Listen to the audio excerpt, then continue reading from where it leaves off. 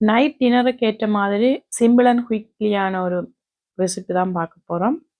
இடியப்ப கொத்து எப்படி செய்யறேன்னு பார்க்கலாமா? இதுக்கு ஒரு சட்டியில் 2 டேபிள் ஸ்பூன் எண்ணெய் விட்டுட்டு எண்ணெய் சூடானதும் 1/4 டீஸ்பூன் கடுகு வெடித்ததும் 1/4 டீஸ்பூன் பெருஞ்சீரகம், அது கூடவே ஒரு மீடியம் சைஸ் வெங்காயம் சிறிய சிறிய துண்டுகளாக கட் பண்ணி சேர்த்துருக்கிறேன்.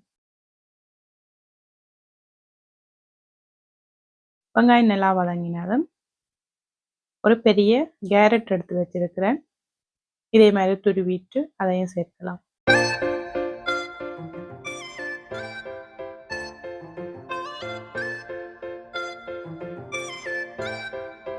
கேரட் ஓரளவு வேகினதும்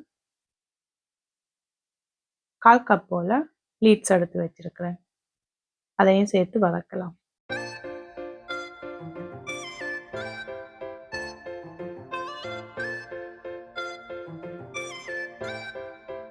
இப்போ இது ரெண்டுக்கும் தேவையான அளவு உப்பு சேர்க்க போறோம்.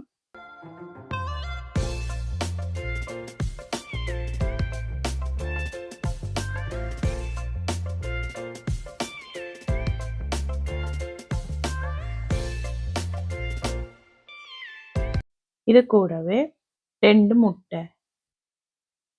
முட்டையை உடைச்சு ஊத்திட்டு இதே மாதிரி வறுத்தெடுக்கலாம்.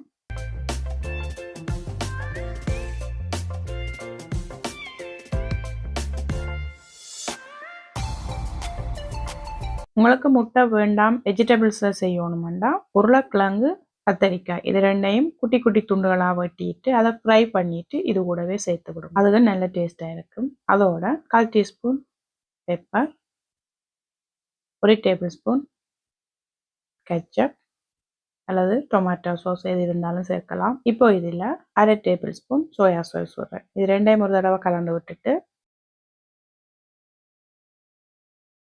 இதில் இடியப்பம் எடுத்து வச்சிருக்கிறேன். இடியப்பம் 15 இடியப்பம் அதை இப்படி உருத்தி வச்சிருக்கிறேன். இப்போ இதையும் சேர்த்து விட்டுட்டு நல்லா எல்லாத்தையும் கலந்து விடலாம்.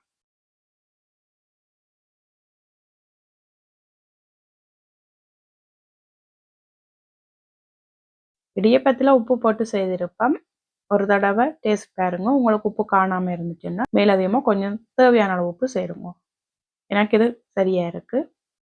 இப்போ இது எங்களுக்கு ரெடி ஆயிட்டுது. இது கூடவே நான் இன்றைக்கு சைட் டிஷ்ஷாக சிக்கன் கிரேவி வச்சிருக்கிறேன். சூப்பரான டேஸ்டோட இடியப்ப கொத்து ரெடி ஆயிட்டுது. இந்த வீடியோ உங்களுக்கு பிடித்திருந்தால் லைக் அண்ட் ஷேர் பண்ணி சப்ஸ்கிரைப் பண்ணுங்க. அதோட பக்கத்தில் இருக்கிற பில் பட்டனையும் கிளிக் பண்ணுங்க.